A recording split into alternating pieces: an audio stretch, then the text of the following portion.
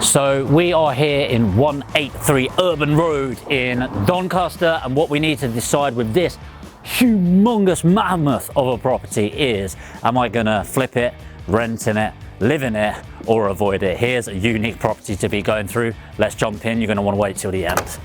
Okay, so we step right into this deceptively big property, and semi-detached property. It's weird straight away. Like, in fact, come here, Alex, and just have that shot looking up there. That's mad. Like, what's weird is I've genuinely never been to this property before, and I've not been up there, and Alex wouldn't have let me go up there. But always loads of posts. So as we go in here, we've got the front room. Now, in this area, there's every other, well, not every other property, there's some houses to that side that's around the same size, but all of the other properties on this street are a lot smaller. I get a weird vibe from this property straight away. So we were just saying, Alex was saying that it kind of reminds him of a student property, like it's massive rooms, but you look around and it kind of looks like it should be good quality. Like, even what you can't see is there is really good quality underlay under this carpet. Like, I can feel how squidgy it is. You've got like a cool fireplace, and then it's just shit. Like, it needs, like, these sort of properties are deceptive when it comes to the cost. But beautiful high ceilings, really nice potential, but we'll carry on through. Go through to here. Again, a really nice space, pretty clean property. Again, very like high ceilings. And then the kitchen, again, it's actually a good kitchen, but crap at the same time. And what I mean by that is, it's quite like decent back in day, as they say. And obviously it's been extended out. They've got a toilet, and we've got a little surprise for you later back there, but not for now.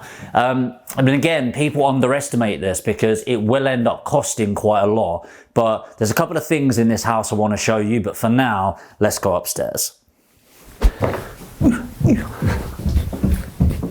What the?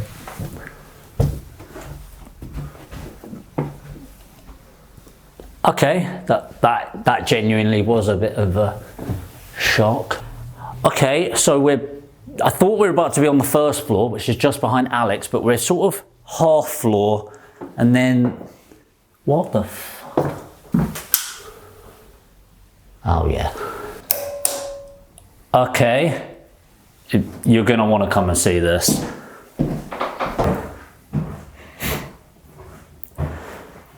So I've seen some weird houses in my time, but this is just a start, obviously, but this is pretty bloody weird. So something to be aware of is this here.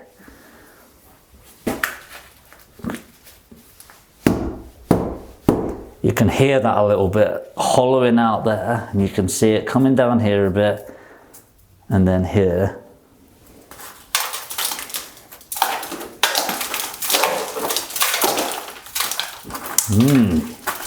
Definitely some issues to look out for. It might be worth just looking outside. More than likely with that, because it's starting here, it might be something to do with the room above or the roof, or it might be penetrative, but it's not outside, so we'll have to have a look at that in a bit more detail. Yeah, you've got a boiler in that. Now, again, that is a proper boiler. That's not a normal boiler, that is big and looks expensive and relatively new as well. So I don't really know what the situation is, because I know the person that owned this did live in it for quite a while, and lived up until recently in the property, and you can tell it's been done just really weird. So I've got nothing. Let's carry on going through. So again, it's just interesting, and we were going in here, and again, first bedroom. Again, it's like somebody started something in here, because this is a relatively new radiator. Like, this isn't old. You can tell here it's been moved away, and again, moisture there, so a decent amount of damp.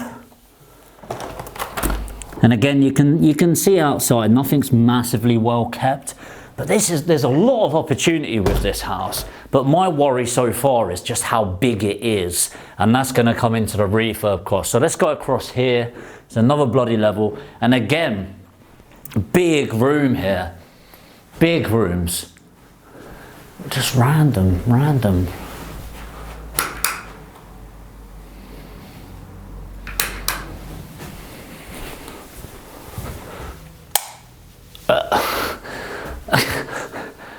Right, come on. And then as you're coming up here, it just gets weirder. So if you have ever wanted a bedroom with no privacy whatsoever, great news.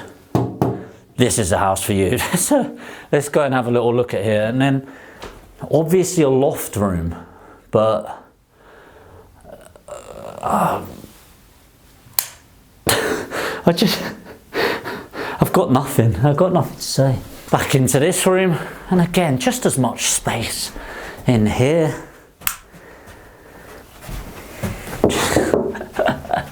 Again that, and again, a little bit of cracks there.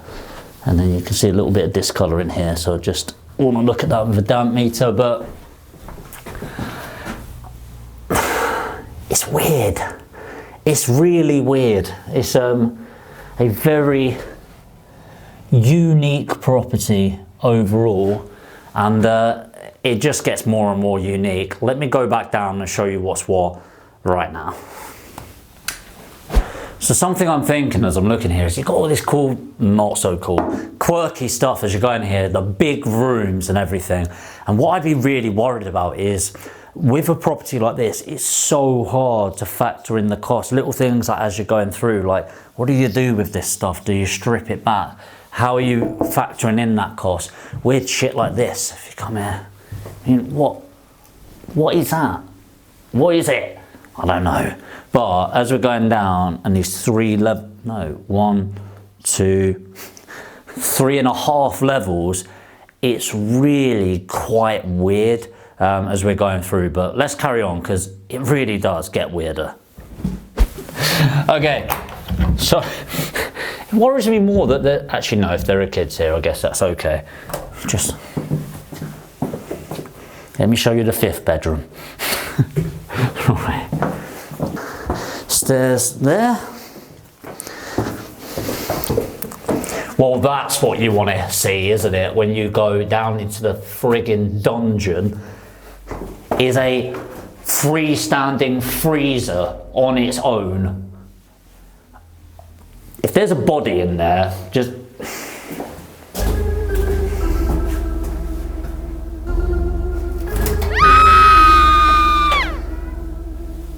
we're okay.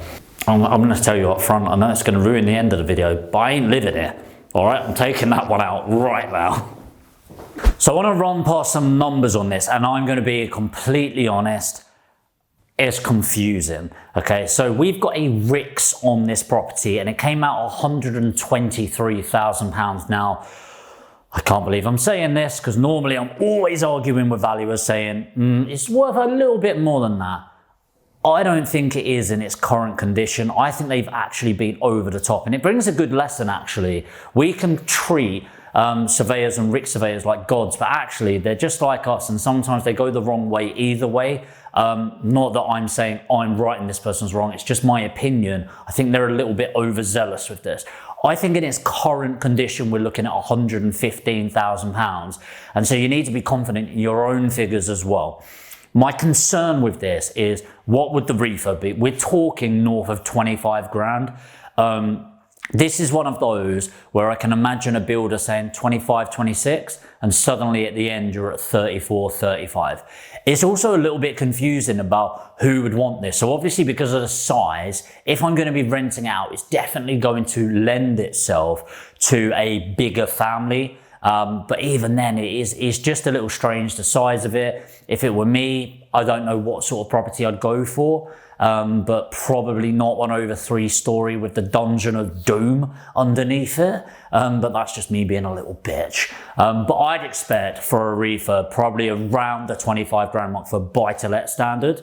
But something that's in my head is, would it be better considering as a HMO? So what I'd be doing is, You know, the rooms are big, and immediately when you hear it, it feels like you're a student, okay? And you know, would it be better as a HMO? We'd need to look at the requirements, but especially with when you've got that front room, you've got this space that I'm stood in now, which is joined to the kitchen, where actually the 4 bedrooms, yes, but that could be another bedroom for a student HMO at least. So I'd want to do some added research on that and then decide on the figures. But if this were a HMO and doing it to HMO spec, I'd probably be thinking, there's no real walls needed moving or anything like that, but I'd probably be thinking closer to £50,000. And this would definitely either exceed the cap value of the area or meet it. So it's not going to be loads of equity in, but it would be an absolute cash cow at that point. So as I said, 115 grand, 123 is probably pushing it, but I know for a fact that we're able to get this for less than £90,000 due to the vendor's situation. So we'll see how that pans out and the return on capital, but normally I'd do a full breakdown of you what the rents are going to be and the return on capital employed. But the truth is, at the moment, it needs a lot more digging to understand the exit of where this would be. So with this house, as quirky as it is, here are 3 bad things about this property. Number 1, the area. So it's in an area of Doncaster. Two ago, I did Doncaster, and it's not the area that I don't like, Doncaster in general, it's this particular area. I don't think it's amazing. I don't think it's on the up. I don't think there's huge amounts of development going into it. And it's not like I don't like Doncaster, it's this area in particular. So I don't see massive capital growth perspectives in it. That being said, and I think it is worth saying this, as we drove in, there's 4 properties that have for sale signs outside of them. I went and knocked on all of them, obviously, to see if there's any opportunity to get in touch with the vendor. 2 of them gave me their number, which is great. 3 of them have sold subject to contract out of the 4 though. 2 of them did give me them, which makes me think they took a low offer, so we'll see. And the 4th one had a tenant in, which was less than helpful. So it does show there is some promise when there's 4 properties on. One of them's got a tenant in that's a bit of a dickhead. If you're watching this, you're a dickhead. And then the other 3, 2 have sold subject to contract. It shows some good signs. So the second one, and I know it's a bit counterintuitive because I said it's a good thing, is how big the property is as well. And I'm talking about the refurb, little things that you might not think about, but even behind, there's a crack on that window. Most of the property has single glazing. That's going to cost a lot if we're going to do it. And just little things like that I've noticed here, I don't really want to do it, but it dips slightly here, and then if I die now, it's on you, but hold on. Can you hear that cracking? That does not sound good. So I'm gonna get away from that. But that's number 2. And number 3, there's too many variables for me. Like I talk about, yes, you wanna make as much money as possible, but I like the velocity of money. I like the speed, the turnaround, the acceleration of money. And so for me, this just has way too many variables. I like it boring, I like it vanilla, I like buy-to-lets, and for me, this is really starting to sway my position. It's a really exciting opportunity, but is it the opportunity for me? I don't know. It's not all bad though. Here are 3 good things about this property. So number 1 is the size of this property. There is so much opportunity with this, and really I want to spend some time exploring this before I make a 100% decision on this. But like I said, it could be a 2 up, 2 down with the LHA strategy, where there's 2 LHA full paying tenants in here. I'm going to look into the local demographic for HMOs to see if this could either be a student or my guess would be blue collar working HMO. But I believe you might even be able to get a 5th room out of this because of the front room and this communal space being made into something, which is really exciting. And as I said, service accommodation. So plenty of opportunity with this. The second thing that I like is this is a lot of house for the money. As I said, it's got a RICS on it of 123. I think it's more like 115, but obviously refurbed it will be a lot higher, but questionable what that would be. But this is a lot of house for what we know we can get it at, £87,500. And that moves me on to the third thing, and possibly the best thing about this property and any property I've ever been in. It's got a fucking bar. Like literally, It's got a pub in the back garden. I mean, if it weren't dodgy before, it was dodgy now, isn't it? You've got some really cool stuff on here as well. I doubt it's worth anything. Yeah, the person that lived here was weird, but do you know when I said there might be growing something here?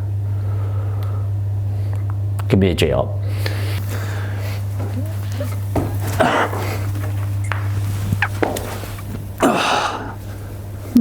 No, we're good. We're clean.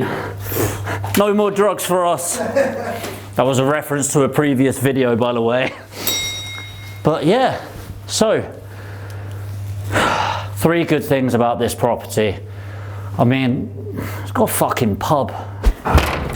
So the question is, am I going to flip it, rent in it, live in it, or avoid it? Well, I ain't living with it because there's something dodgy going on with that dungeon and I am out of there, although the pub almost gets me there. Am I going to avoid it? No, I'm not. I've actually bought this property for the 87,500.